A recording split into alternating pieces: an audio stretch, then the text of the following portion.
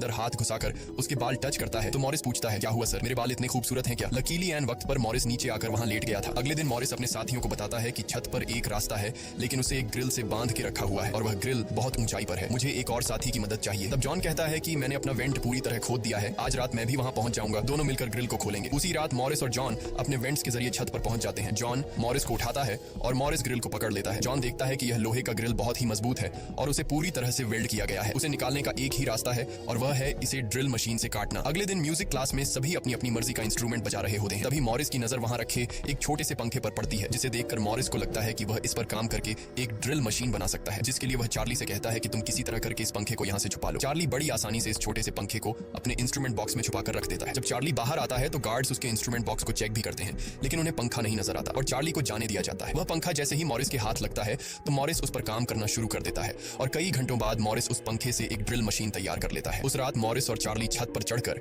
उस लोहे की रोड को ड्रिल मशीन से काटने लग जाते हैं। ड्रिल मशीन की आवाज काफी तेज थी, जो कि ड्रिल की आवाज को सुनकर